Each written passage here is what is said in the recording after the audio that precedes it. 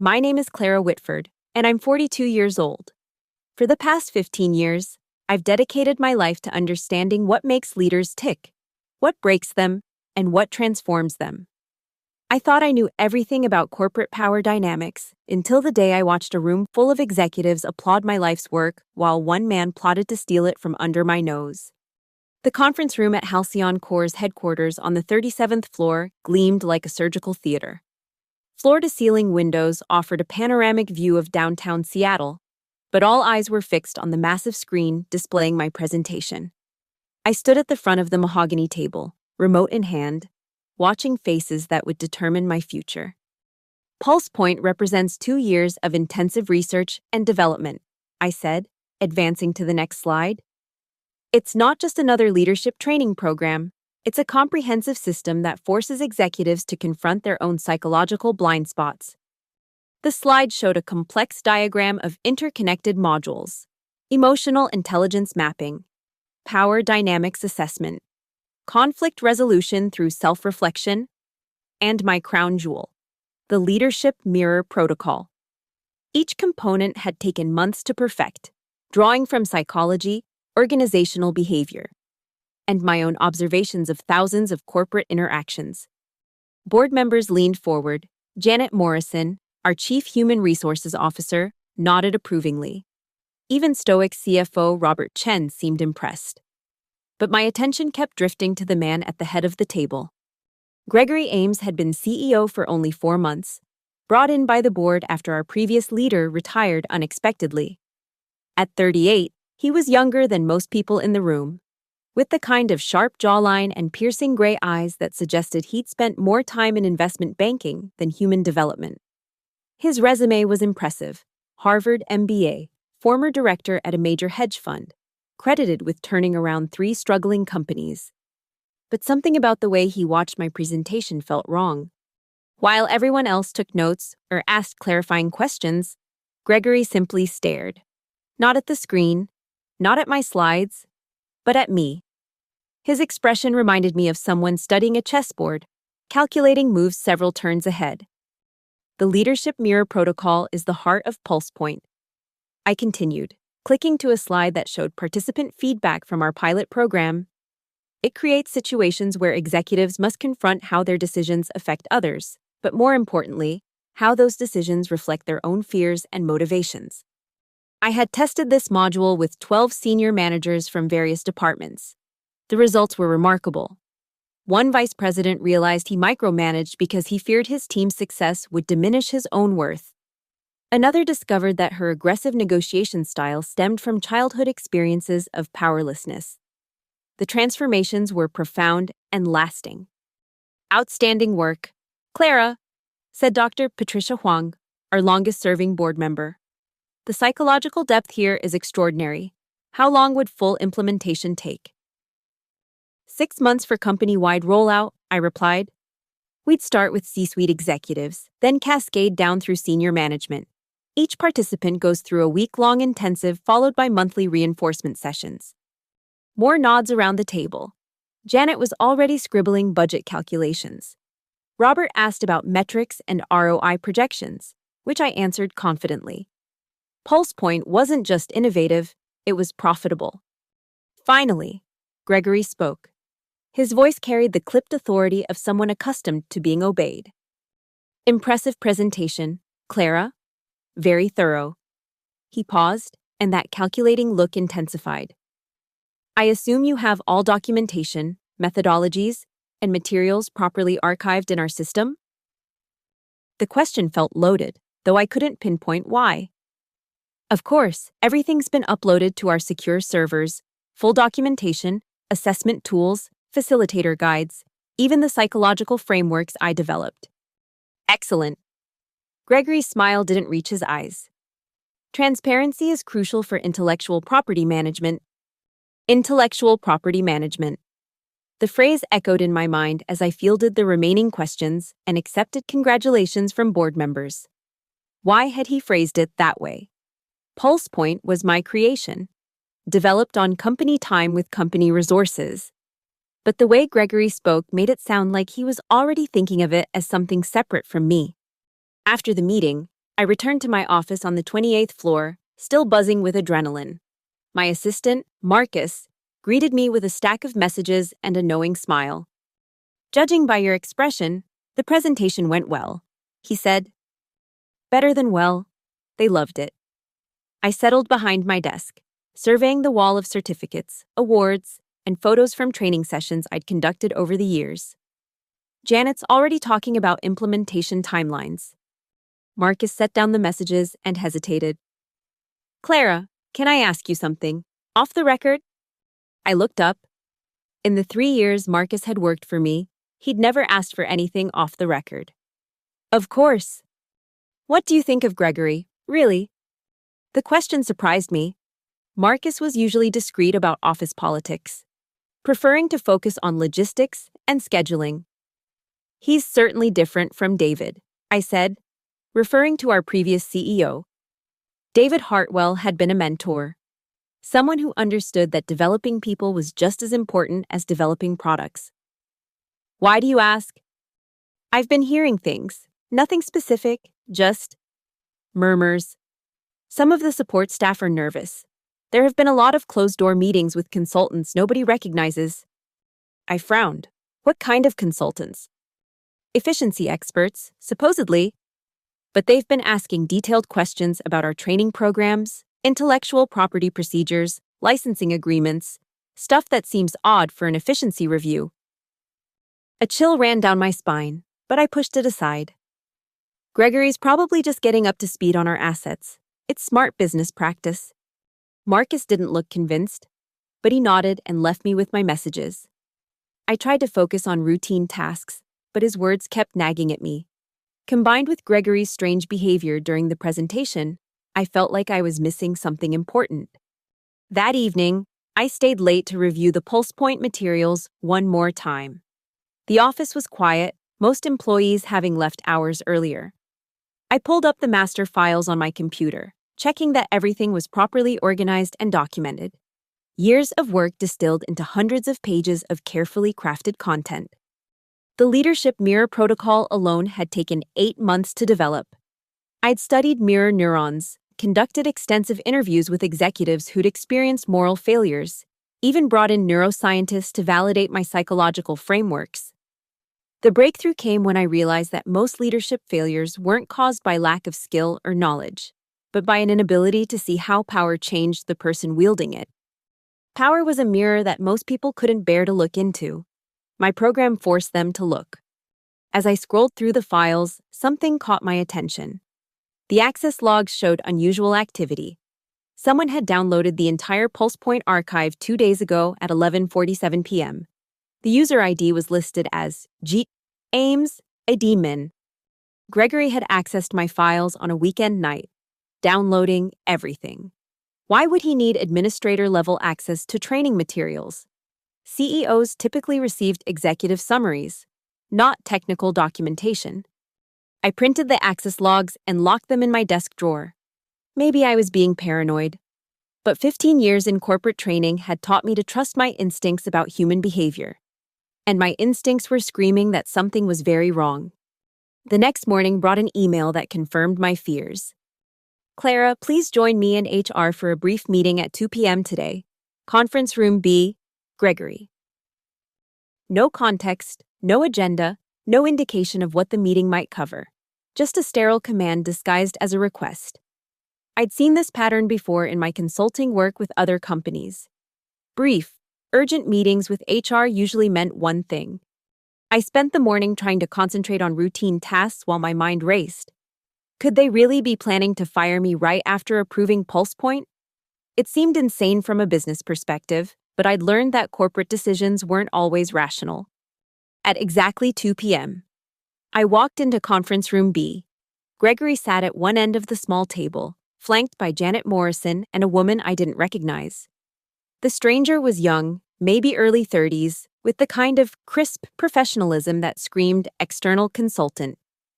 "Clara, thank you for joining us," Gregory said without warmth. "This is Diana Reeves from Transition Solutions. She specializes in organizational restructuring." My heart sank. Transition Solutions was a euphemism. Diana was a termination specialist. I'll get straight to the point. Gregory continued. Halcyon Core is undergoing significant strategic realignment. We've determined that certain positions need to be eliminated to streamline our leadership development capabilities. Eliminated, I repeated flatly. Janet shifted uncomfortably. Clara, this isn't a reflection of your performance. Pulse Point is extraordinary work, but the board has decided to take our training programs in a different direction. What direction is that? I asked. Diana spoke for the first time. The company will be partnering with external vendors for future leadership development. Internal program development is being discontinued. It was a lie. I could see it in Janet's refusal to meet my eyes, in Gregory's too careful word choices. They weren't discontinuing internal development, they were discontinuing me. I see. I kept my voice level, professional. And what happens to Pulse Point? All existing intellectual property will remain with the company. Of course, Gregory said. We may license elements of it to our new vendor partners. There it was. They were taking my program and keeping me out of the equation.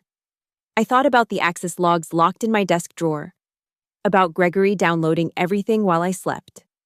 This had been planned long before my presentation. The board meeting had been theater, designed to make me feel secure while they prepared to cut me loose. We're prepared to offer a generous severance package, Diana said, sliding a folder across the table. 6 months' salary, continued health benefits, and positive references. In exchange, you'll sign a non-disclosure agreement and a non-compete clause. I opened the folder and scanned the documents. The terms were indeed generous, but the non-compete was aggressive. It would prevent me from working in leadership development for 18 months, effectively forcing me out of my profession. This is quite comprehensive, I said, still reading. We want to make the transition as smooth as possible, Janet said. She looked genuinely pained, which told me this decision had come from above her pay grade. I closed the folder and looked directly at Gregory. Can I ask why you're doing this now? Yesterday you seemed enthusiastic about Pulse Point. Gregory's mask slipped for just a moment, revealing something cold and calculating beneath. Business requires difficult decisions. Sometimes great work comes from the wrong person at the wrong time. The wrong person, as if I were somehow defective, incompatible with his vision for the company. I understood then that this wasn't about efficiency or strategy. It was personal. Gregory saw me as a threat, though I still didn't fully understand why. How long do I have to consider this? I asked. We'd like your decision by end of business today, Diana said. If you choose not to sign, we'll proceed with immediate termination and standard severance only. They weren't giving me a choice.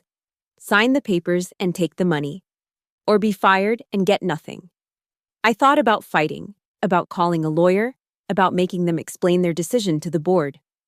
But I also thought about the access logs, about Gregory's calculated preparation.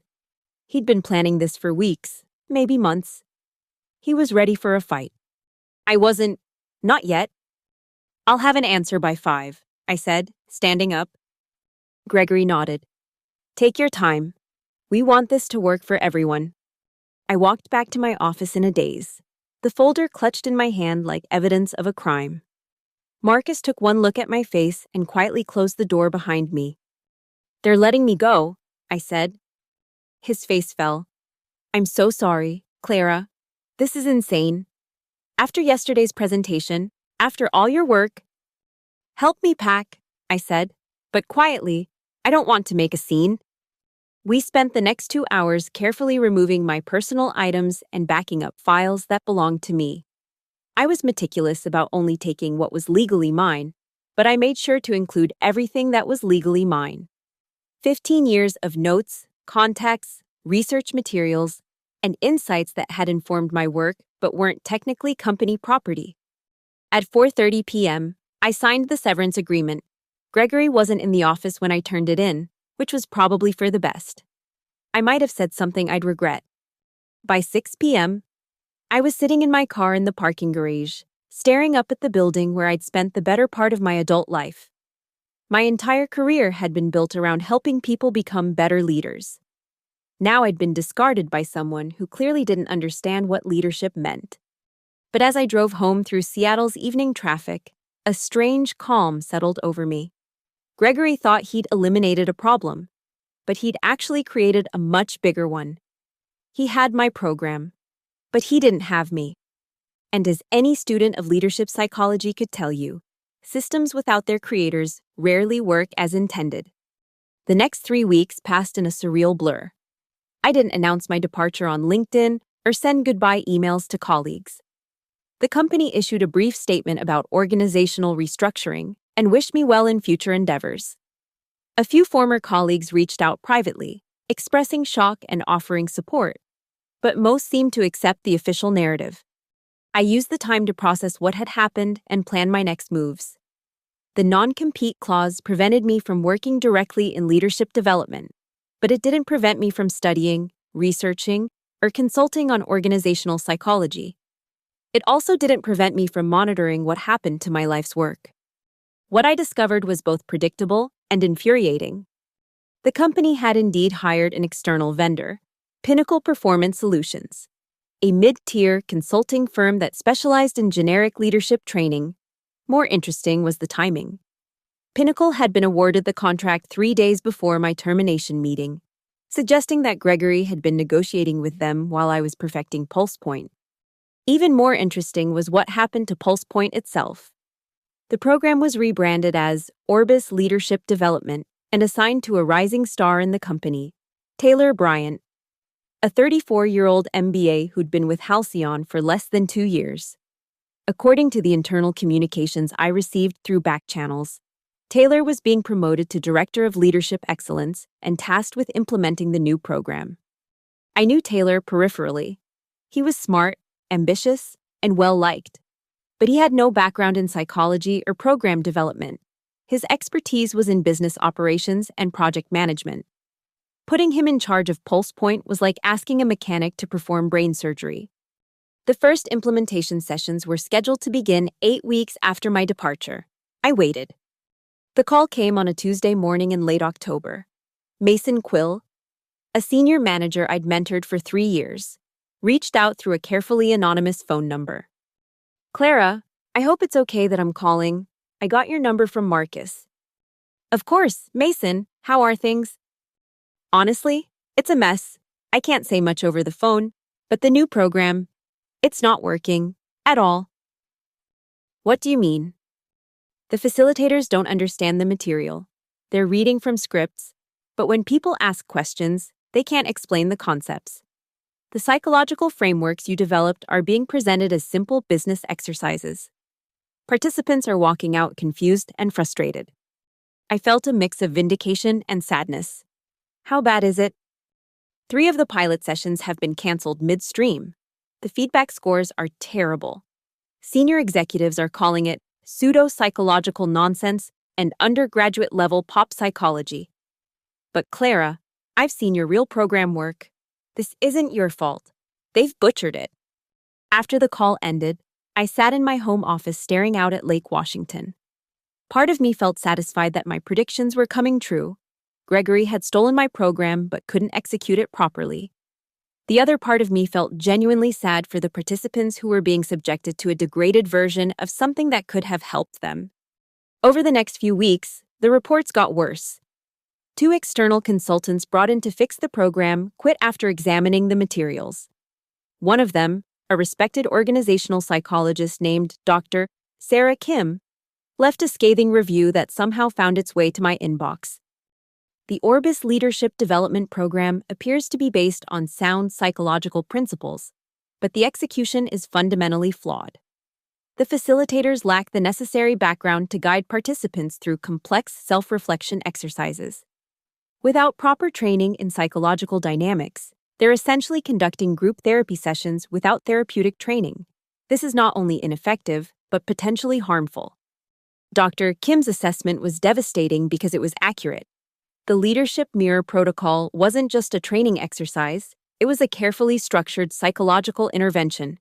Facilitating it required understanding transference, defense mechanisms, and group dynamics. Taylor Bryant and his team were trying to run it like a standard corporate workshop. By December, the program was on life support. The implementation had been quietly suspended, and rumors circulated that Halcyon was facing serious client complaints. I heard through the grapevine that Gregory was under pressure from the board to fix the situation quickly. That's when the email arrived. No subject line, no signature, just a brief message with 2 attachments: a non-disclosure agreement and a consulting contract. Clara, we'd like to discuss bringing you back as an external consultant to help resolve some issues with our leadership development initiatives. The attached contract offers $200,000 for a 3-month engagement. Please review and let us know if you're interested in discussing terms. $200,000. 5 times my quarterly salary when I'd been a full-time employee. They wanted to pay me more in 3 months than I'd made in a year. All to fix the program they'd stolen from me. I called my lawyer, Elliot Sharp, a sharp-tongued corporate attorney who'd helped me review the severance agreement. They're scared, he said after reviewing the contract.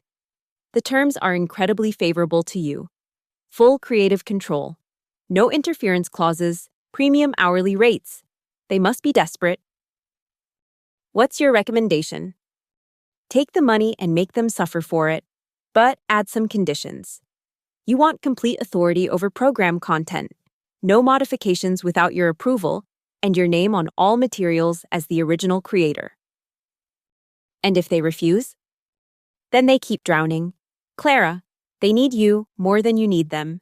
You have all the leverage here. I spent the weekend crafting my response. The final email was brief and professional. I'm interested in discussing the consulting opportunity.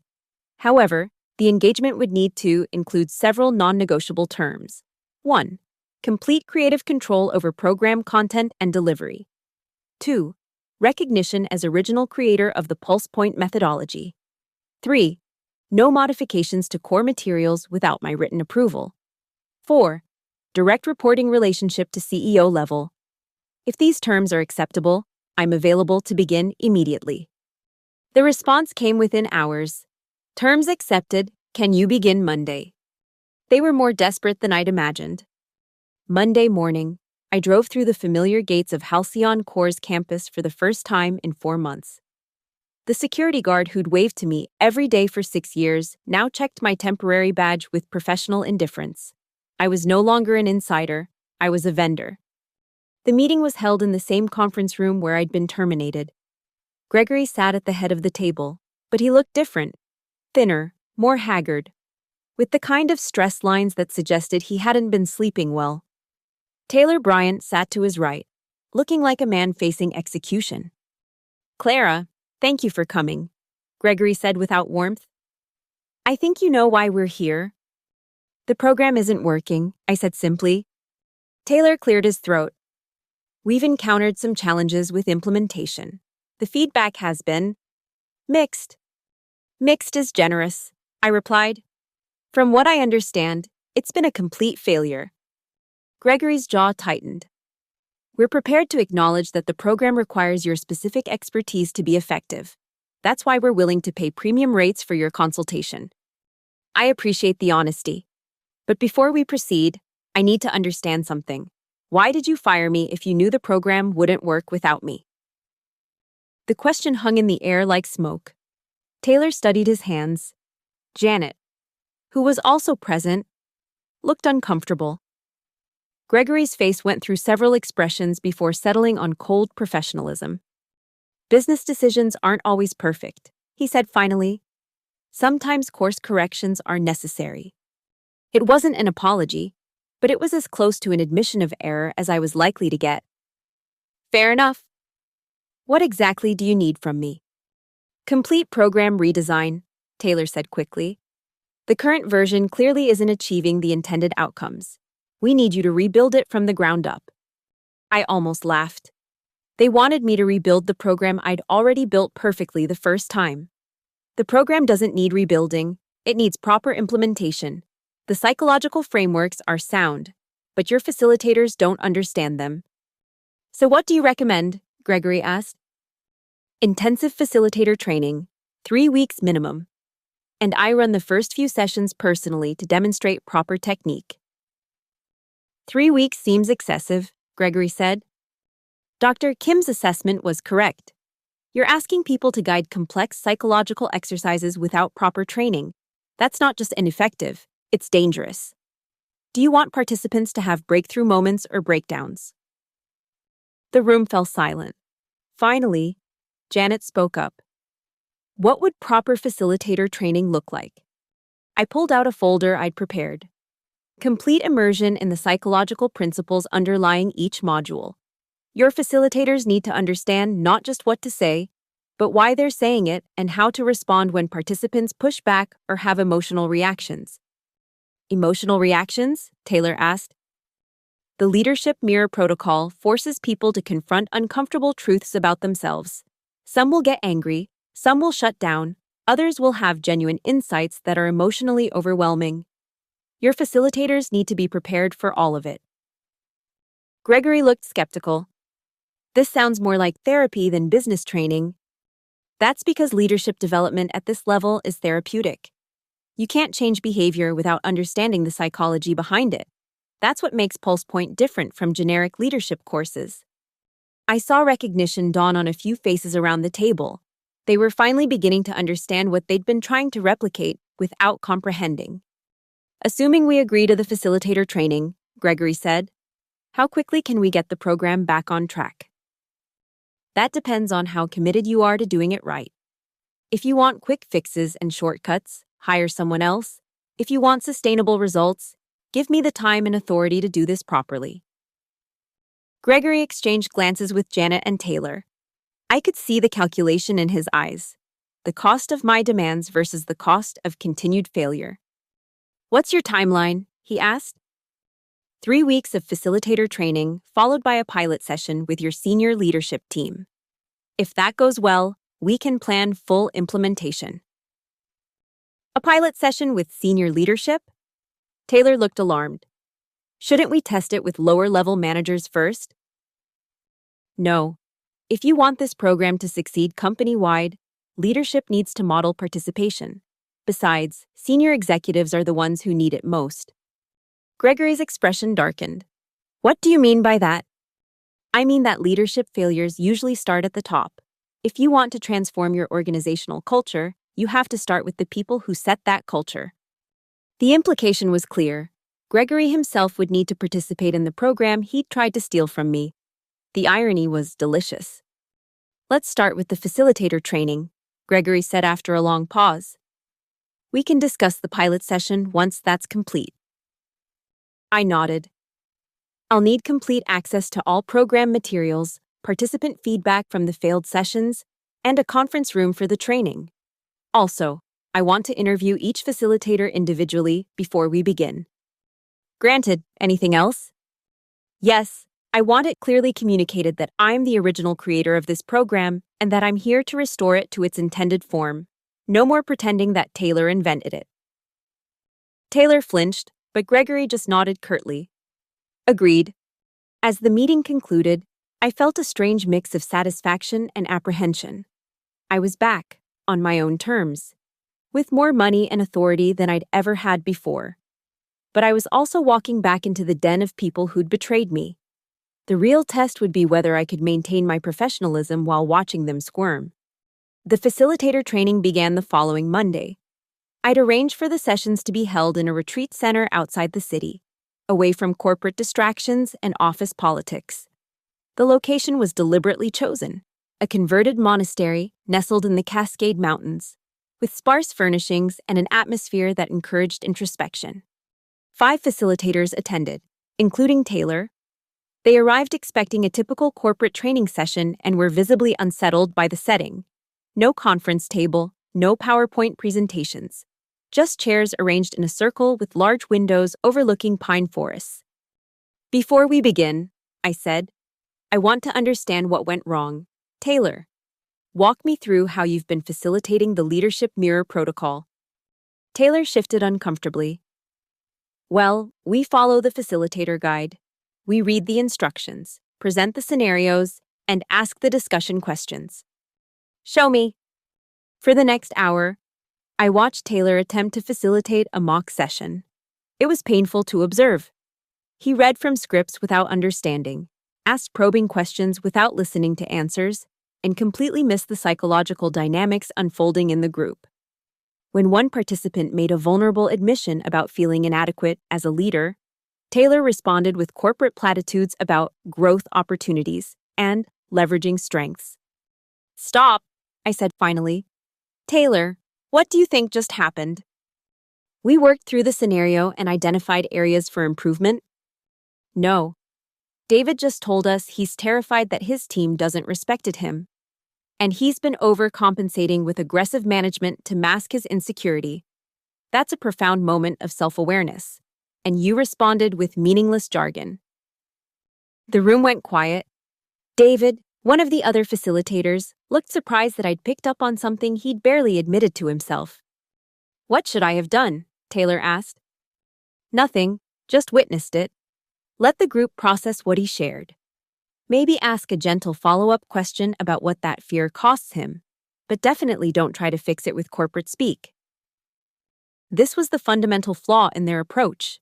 They were trying to run Pulse Point like a business skills workshop when it was actually a psychological intervention. The participants didn't need solutions. They needed space to discover their own insights. Over the next 3 weeks, I deconstructed and rebuilt their understanding of the program. We spent hours discussing psychological safety, group dynamics, transference, and the difference between teaching and facilitating. I made them participate in the exercises themselves, forcing them to experience what their future participants would face. The breakthrough came during week 2. Taylor was practicing the Power Dynamics module when he suddenly stopped mid-sentence. "I can't do this," he said. "Can't do what?" I asked. "I can't ask people to examine their relationship with power when I've never examined my own. I've been hiding behind this role, pretending to understand your program, when really I was just grateful someone else got blamed for creating it." The honesty was startling. Taylor had spent months being credited for my work, but he'd never felt secure in that role. He'd been performing competence while drowning in imposter syndrome.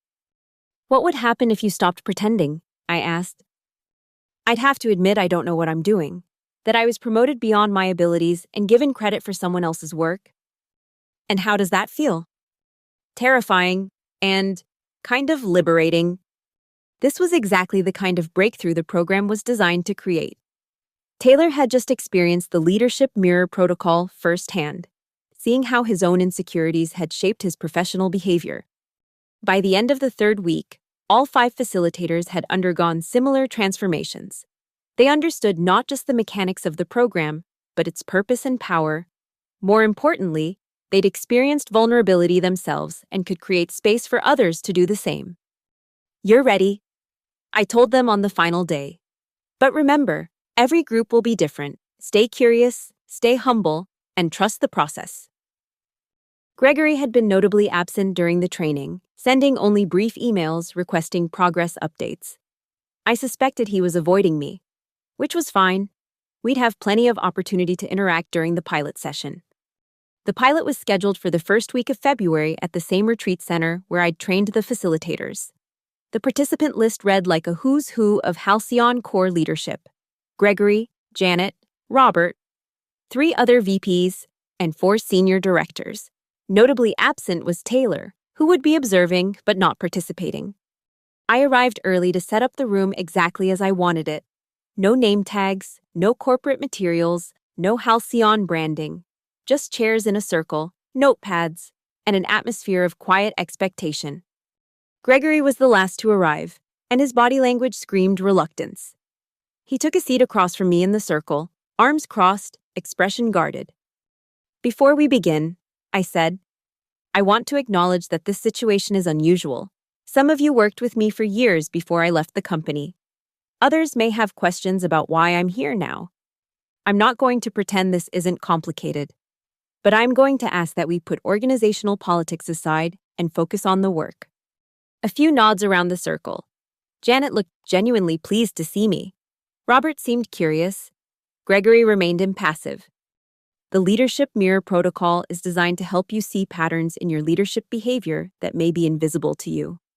It's not about fixing problems or learning new skills. It's about awareness. Sometimes awareness is uncomfortable, but it's always valuable. I began with a simple exercise, asking each participant to describe a recent leadership decision they were proud of, and then identify what that decision revealed about their values. The responses were predictably polished at first. Janet talked about implementing a diversity initiative. Robert described a cost-cutting measure that preserved jobs, standard corporate narratives that revealed nothing meaningful. Let's go deeper, I said. Janet, you mentioned the diversity initiative. What were you afraid would happen if you didn't implement it? Janet paused, considering. I was afraid we'd lose talented people to more progressive companies. And what would that cost you personally? I'd feel like I'd failed to create an inclusive environment, like I'd let people down. So the initiative wasn't just about business results. It was about your need to be seen as someone who protects and includes others. Yes, that's exactly right. This was how the process worked. By asking what people feared or needed, rather than what they accomplished, you could uncover the psychological drivers behind their decisions. We continued around the circle, each participant revealing layers of motivation they'd never examined. By lunch break, the corporate masks were starting to slip. Gregory had remained largely silent, participating minimally when directly asked. During the break, he approached me outside. This is different from what I expected, he said. What did you expect? Standard leadership development, goal setting, communication skills, team building exercises. And instead? Psychology, therapy, almost. Does that make you uncomfortable? Gregory studied me for a long moment. You're trying to get inside my head. I'm trying to help you get inside your own head. There's a difference. When we reconvened, I introduced the core exercise of the Leadership Mirror Protocol, the power reflection. Each participant would describe a time when they used their authority in a way they later questioned, then explore what drove that decision. The stories that emerged were fascinating and disturbing. One VP admitted to taking credit for a subordinate's idea because he feared being seen as redundant. Another described publicly criticizing a team member to establish dominance in front of peers.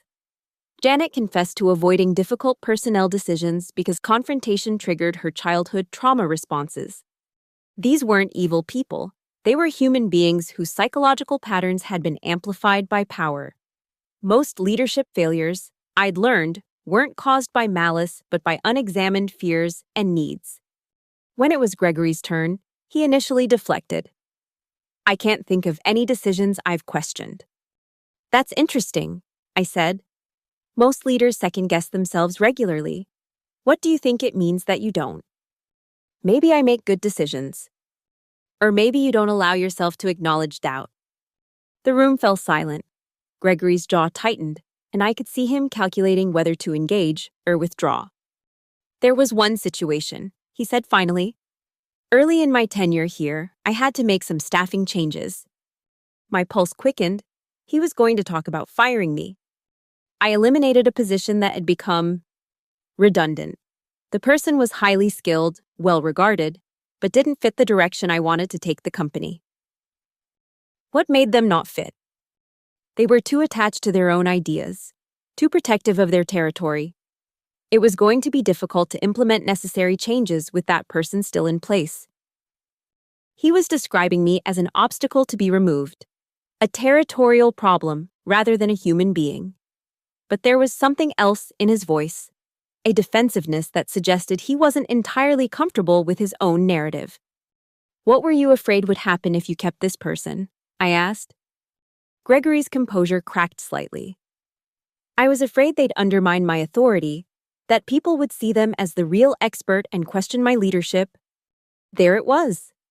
The truth beneath the corporate justification. Gregory hadn't fired me because I was redundant or territorial. He'd fired me because I threatened his fragile sense of authority. So your decision was driven by fear of being diminished. It was driven by business necessity. Were those the same thing? Gregory stared at me, and I could see him wrestling with a recognition he didn't want to accept. The rest of the group watched in fascination as their CEO confronted his own psychological patterns in real time. Sometimes business necessity and personal fear align, he said carefully. And sometimes we tell ourselves it's business necessity when it's really personal fear. The silence stretched between us like a taut wire. Gregory's face cycled through anger, recognition, and something that might have been shame. "I think we should move on," he said finally. "Of course." I turned to the next participant, but the damage was done. Gregory had just admitted, in front of his entire leadership team, that he'd made a major personnel decision based on personal insecurity rather than business logic. The afternoon session focused on the cost of unconscious leadership patterns. Each participant explored how their psychological drivers affected their teams, their decisions, and their organizational culture. Janet realized that her need to be seen as protective had created a culture where people came to her with problems instead of solving them independently. Her desire to be needed was actually weakening her team's capabilities. Robert discovered that his fear of financial failure had led him to make increasingly conservative decisions that stifled innovation. His risk aversion was costing the company opportunities for growth. One by one, they connected their internal patterns to external outcomes. It was painful to watch, but also beautiful. These were successful executives finally understanding the psychological forces that had been shaping their careers without their awareness. Gregory participated minimally in this exercise, offering only surface-level observations. But I could see him processing, his analytical mind working through implications he didn't want to acknowledge. As the day wound down, I introduced the final component, the leadership mirror itself. This was a structured reflection exercise where participants examined their public leadership persona versus their private fears and motivations. Think of your leadership style as a mirror, I said. What does it reflect about who you are underneath the role? What does it hide? What would happen if the mirror became transparent? The responses were profound. Janet saw that her collaborative style reflected deep insecurity about her own judgment. Robert recognized that his data-driven approach was a way of avoiding emotional decision-making. Others discovered that their strengths were often compensation for perceived weaknesses. When it was Gregory's turn, he sat in silence for a long moment. "I don't see the point of this exercise," he said finally. "What makes it pointless?" I asked. Leaders need to project confidence and authority. Examining our insecurities and fears just undermines that. So your leadership style is designed to hide your insecurities? It's designed to be effective. Are those different things? Gregory's frustration was palpable. "You're trying to trap me with psychology games." "I'm trying to help you understand why you fired the person who created the program you're now paying 5 times as much to have restored." The words hung in the air like an accusation. Several participants shifted uncomfortably. Gregory's face went through a series of expressions before settling on cold anger. That decision was about business strategy, not personal psychology. Was it? Because it seems like a very expensive way to eliminate a perceived threat to your authority. You were challenging the direction I wanted to take the company. By creating a successful program that the board approved unanimously? Gregory stood up abruptly. "I don't need to justify my decisions to you." "You're right, but you might want to justify them to yourself." The room was dead silent. Gregory looked around at his leadership team, all of whom had just spent the day examining their own psychological patterns. They were watching him with a mixture of sympathy and recognition. "This session is over," he said. "Actually," Janet spoke up quietly, "I'd like to finish the exercise." "So would I," added Robert. One by one, the other participants indicated they wanted to continue. Gregory found himself outnumbered by his own team. "Fine," he said, sitting back down. "But I'm not participating in psychological analysis." "That's your choice," I said. "But I'm curious. What do you think it costs you to always stay on the surface?" Gregory didn't answer, but his silence was answer enough. The man who prided himself on authority and control was terrified of looking too deeply at his own motivations. We finished the session without further confrontation, but the dynamic had shifted. Gregory's refusal to engage had become its own form of participation, revealing his psychological patterns as clearly as if he'd cooperated fully. As participants filed out, several stopped to thank me privately. Janet squeezed my hand and whispered, This is why we need you here. Robert nodded approvingly and said, I finally understand what we lost when you left. Gregory was the last to leave. He paused at the door and looked back at me. You got what you wanted, he said. What did I want? To humiliate me in front of my team. I considered my response carefully. Gregory, I wanted to help you understand yourself better. The humiliation was self-inflicted. He stared at me for a long moment, then walked away without another word. The drive back to Seattle gave me time to process what had happened. The session had been more intense than I'd expected, partly because of the personal history between Gregory and me, but mostly because the program was working exactly as designed. When you force people to examine their psychological patterns honestly, profound things happen. Some participants had breakthrough moments of self-awareness.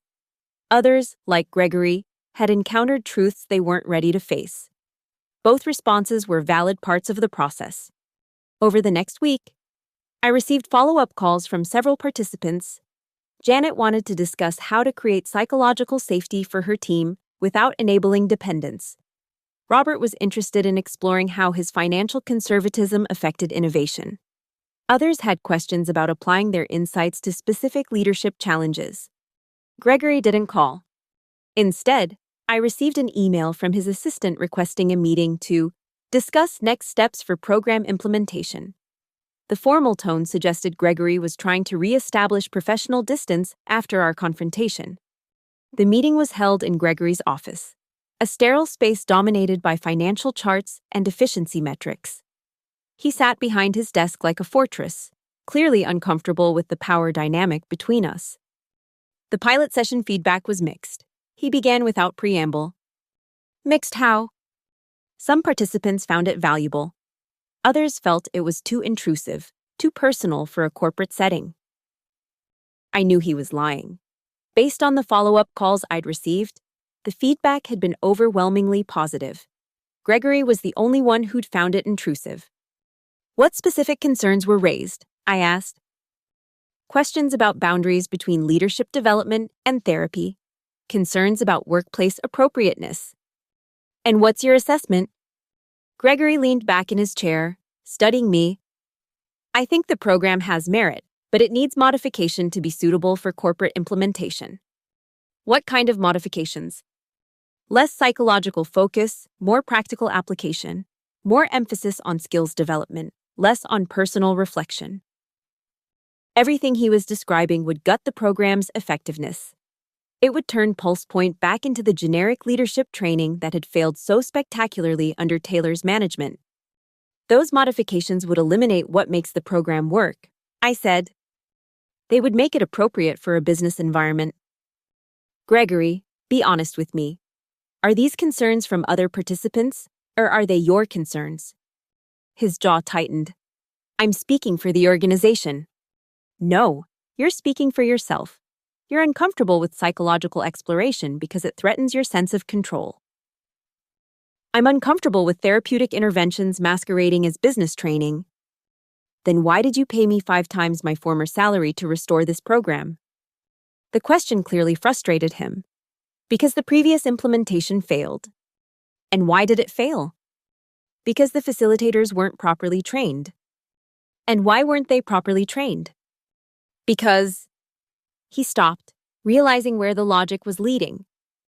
Because you eliminated the person who understood the program's psychological foundations.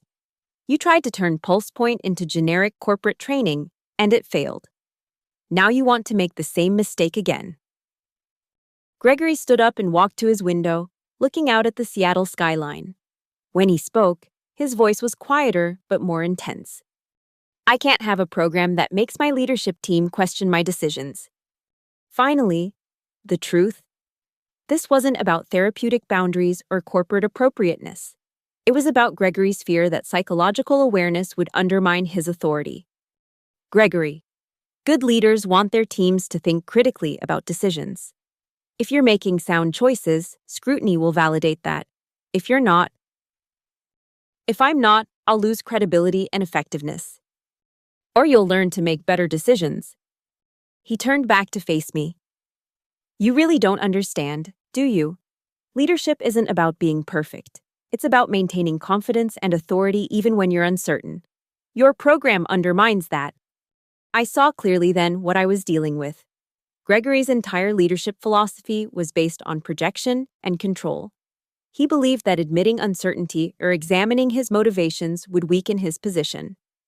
The idea of vulnerable, self-aware leadership was literally incomprehensible to him. I understand perfectly, I said. You're terrified that if people see you as human, they'll stop following you. I'm realistic about what leadership requires.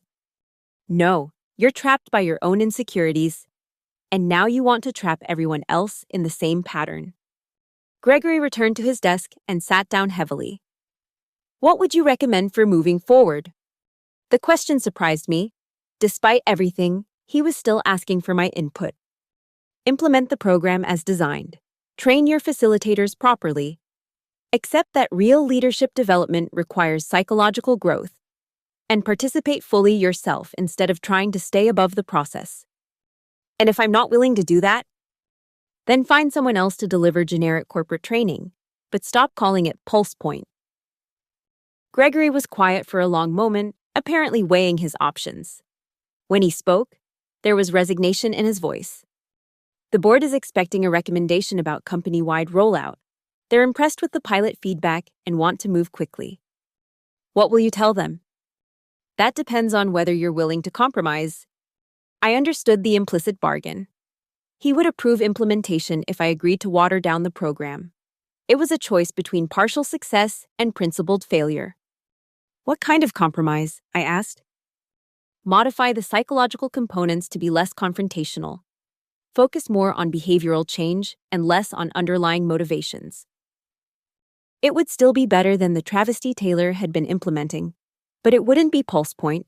It would be a sanitized version designed to avoid threatening anyone's self-image. I need to think about it, I said. How long? Give me the weekend. Gregory nodded. Fair enough. But Clara, understand that this is the only path forward. The alternative is canceling the program entirely. I left his office with a familiar knot in my stomach. Once again, Gregory was forcing me to choose between my principles and my professional survival. The difference was that this time, I had leverage. That evening, I called Elliot Sharp. They want to gut the program again, I told him after explaining the situation. Can you live with the compromise? He asked. Professionally, yes, it would still be effective, just not as transformative. Personally, it feels like surrender. What does your contract say about creative control? I pulled out the document and read the relevant section. Complete authority over program content and delivery, with no modifications without my written approval. Then you hold the cards. They can't force you to compromise. They can threaten to cancel the program entirely. Let them. You'll still get paid for the consulting work you've done, and you'll have established your value in the market. Other companies will pay for the real program. Elliot was right, but I felt conflicted. Part of me wanted to take the compromise and move on. Another part wanted to force Gregory to choose between his ego and his business results. I spent the weekend hiking in the mountains, thinking about leadership, psychology, and the cost of authenticity. By Sunday evening, I had my answer. Monday morning, I called Gregory's assistant and requested another meeting.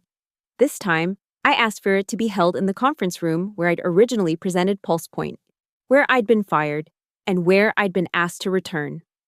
Gregory arrived exactly on time, his expression guarded but curious.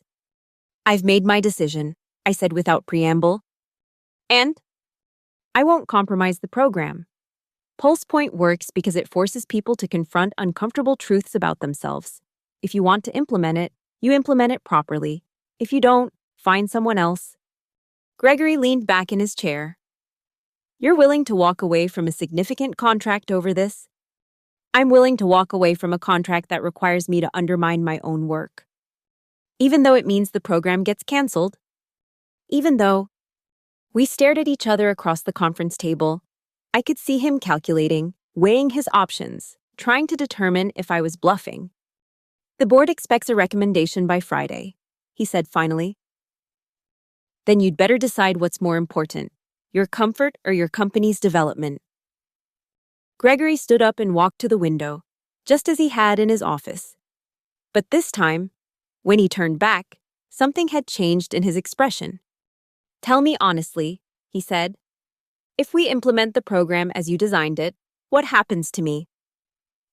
The question revealed more vulnerability than any psychological exercise. Gregory was finally asking what he'd been too proud to acknowledge. He was afraid of what the program might reveal about him. "That depends on what you do with what you learn," I said. "The program doesn't destroy leaders. It helps them become more authentic and effective. But it does require letting go of leadership styles based on fear and control." "And if I can't do that?" "Then you'll probably resist the process and miss the opportunity for growth. But your team will benefit regardless." Gregory returned to his seat and was quiet for several minutes. When he spoke, his voice was different, less authoritative, more thoughtful. "I fired you because you scared me," he said. The admission was so unexpected that I almost didn't know how to respond. "What scared you?" I asked. "Your program, your insights, your ability to see through people. I felt like you could see my weaknesses, and I couldn't afford to have someone in the company who might expose them. And now? Now I realize that trying to hide from those weaknesses has cost more than facing them would have. It was the closest thing to an apology I was likely to get, and it represented a significant psychological shift. Gregory was finally acknowledging that his fear-based decision-making had consequences. "So what's your recommendation going to be?" I asked. Gregory was quiet for another long moment. "Full implementation, as you designed it, with you overseeing the process. And your own participation?" He met my eyes directly for the first time in months. "I'll do the work, all of it." I felt a complex mix of satisfaction, relief, and apprehension. This was what I'd wanted: vindication, recognition, and the opportunity to implement my program properly. But it also meant working closely with someone who had betrayed me, in an environment that had proven hostile to psychological truth-telling. "There's one more thing," I said. "What?" "I want a public acknowledgement that PulsePoint was my creation, and that the previous implementation failed because the company tried to use it without proper understanding." Gregory's face tightened. "That would be admitting we made a mistake." "You did make a mistake. A series of them." "It would undermine Taylor's credibility." Taylor's credibility was already undermined when the program failed under his leadership. This would just clarify why. Gregory considered this. "What exactly are you asking for?" "A company-wide communication explaining that you're bringing me back as the original creator of PulsePoint to ensure proper implementation. Nothing vindictive, just factual." "And if I agree to this?" "Then we move forward professionally. I'll do everything I can to make the program successful for Halcyon." Gregory nodded slowly. "I'll draft something for your review." "Thank you." We shook hands across the conference table, a formal gesture that marked the end of one chapter and the beginning of another. As I left the building, I reflected on the strange journey that had brought me back to where I started, but with fundamentally different terms. The company-wide email went out 2 days later. "I'm pleased to announce that Clara Whitford will be returning to Halcyon Core as our Director of Leadership Development Excellence. Clara is the original creator of our PulsePoint Leadership Program and will be overseeing its company-wide implementation. Our previous efforts to deploy this program highlighted the importance of having its creator directly involved in training and facilitation. We look forward to benefiting from Clara's expertise and psychological insights as we develop our leadership capabilities. Gregory Ames, CEO." The email was diplomatically worded, but it accomplished what I'd wanted. Everyone in the company now knew that I had created PulsePoint, that the previous implementation had been flawed, and that I was returning in a position of authority. The response was immediate. My inbox filled with congratulatory messages from former colleagues, questions from curious employees, and expressions of relief from people who had participated in the failed earlier sessions. Marcus, my former assistant, was among the first to reach out. "Welcome home, Clara. We missed you." Even Dr. Kim, the external consultant who had criticized the program's implementation, sent a note. Delighted to hear you're back where you belong. The corporate world needs more psychological sophistication, not less. But the most meaningful response came from an unexpected source. Taylor Bryant requested a private meeting. We met at a coffee shop near the office, away from corporate scrutiny. Taylor looked nervous and genuinely contrite. I owe you an apology, he said without preamble. For what specifically?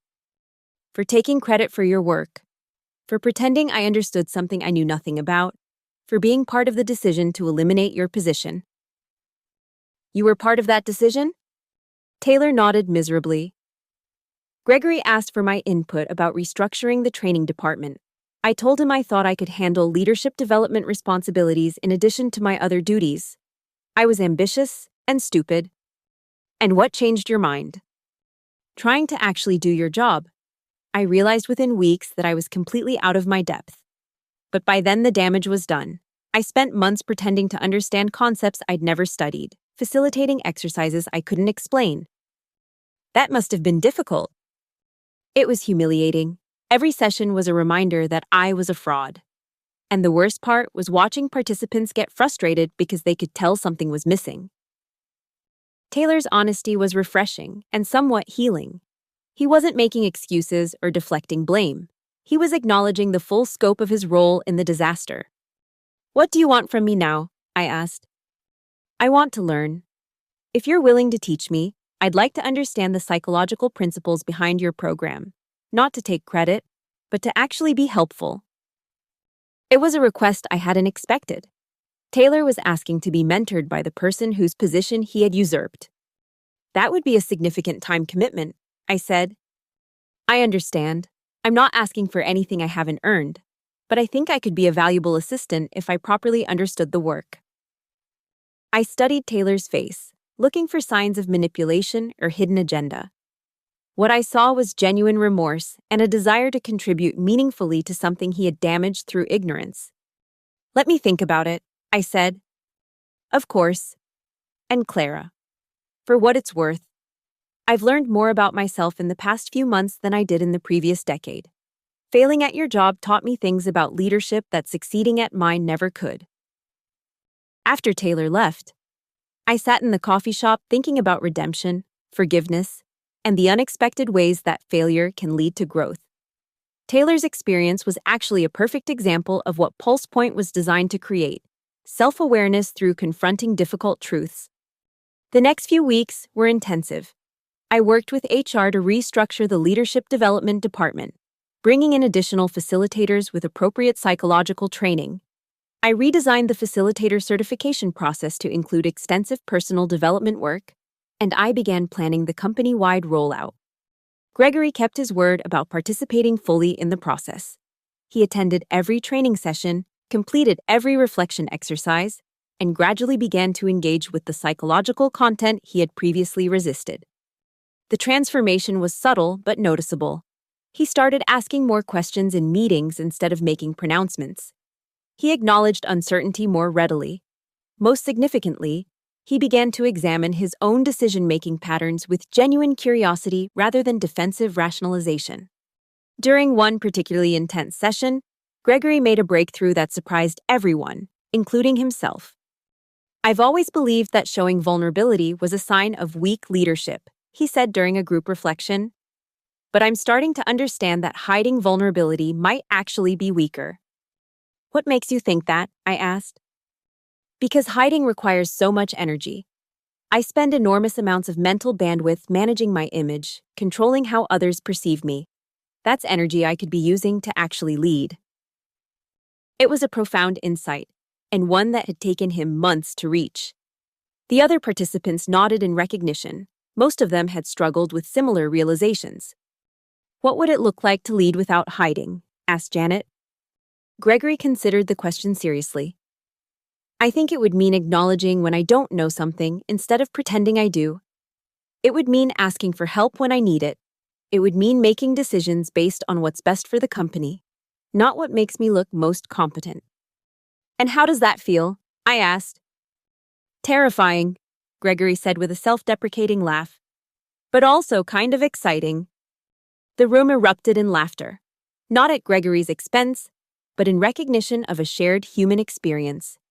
Every leader in the room had felt the exhaustion of maintaining a perfect facade and the fear of letting it slip. As the rollout continued, the cultural changes became evident throughout the organization. Managers began having more honest conversations with their teams.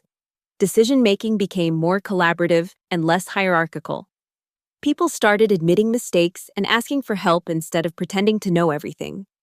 The business results followed. Employee engagement scores improved dramatically. Customer satisfaction increased as teams became more responsive and innovative. Financial performance strengthened as better decision-making led to more effective strategies. 6 months after my return, Harvard Business Review contacted me about writing an article on psychologically informed leadership development. Industry conferences began inviting me to speak. Other companies reached out about implementing similar programs. The success was gratifying, but the real satisfaction came from watching individual transformations. Seeing Janet develop the confidence to make difficult decisions independently. Watching Robert learn to balance analytical thinking with emotional intelligence. Observing Gregory evolve from an authoritarian manager into a truly inspiring leader. Even Taylor thrived in his new role as my deputy, bringing operational excellence to psychological interventions in ways I hadn't anticipated. His experience of failure had given him genuine humility and deep appreciation for the program's complexity. The final validation came during a board meeting 1 year after my return. The directors were reviewing the leadership development program's impact on organizational performance. "The transformation has been remarkable," said Dr. Huang. "Not just in individual leaders, but in our entire corporate culture. We're seeing levels of innovation, collaboration, and employee satisfaction that we've never achieved before. The financial impact has exceeded all projections," added the CFO. "Better leadership has translated directly to better business results." Gregory addressed the board with a candor that would have been impossible a year earlier. "I want to acknowledge that implementing this program required me to confront some difficult truths about my own leadership style," he said. "I initially resisted the psychological components because they threatened my sense of control. But learning to lead with vulnerability and self-awareness has made me more effective, not less." He turned to look at me directly. "Clara, I owe you an apology that's long overdue. I fired you because I was threatened by your insights and your program's potential to expose my weaknesses. That was a mistake that cost the company significantly and nearly destroyed something valuable." The board members looked surprised by Gregory's directness. Public admissions of error were rare in corporate settings, especially from CEOs. "More importantly," Gregory continued, "bringing you back at 5 times your previous salary to fix what we had broken was necessary but inefficient. We could have avoided that expense and delay by supporting your work properly from the beginning." Dr. Huang nodded approvingly. "This kind of honest self-reflection is exactly what we want to see from our leadership team." After the meeting, Gregory and I walked to the elevator together. "That couldn't have been easy," I said. "Actually, it was easier than I expected. Acknowledging mistakes publicly used to feel like professional suicide. Now it feels like professional authenticity." "And how's that working for you?" Gregory smiled, and for the first time since I'd known him, it looked completely genuine. "Much better than the alternative." As the elevator doors closed, I reflected on the journey that had brought us both to this point. Gregory had learned to lead with psychological sophistication instead of defensive control. I had learned to use my expertise not just to help others, but to stand up for the value of that expertise even when it was threatened. The program that had cost me my job ultimately led to my greatest professional triumph. The CEO who had fired me in fear had become an advocate for the very principles he had once rejected. And the company that had tried to steal my work had ended up paying premium rates to restore it properly. It was a perfect example of what I'd always taught about leadership mirrors. When you're forced to confront the truth about yourself, you usually discover that the thing you feared most was actually the thing you needed most. The mirror. It turned out, reflected transformation for everyone brave enough to look into it, including me.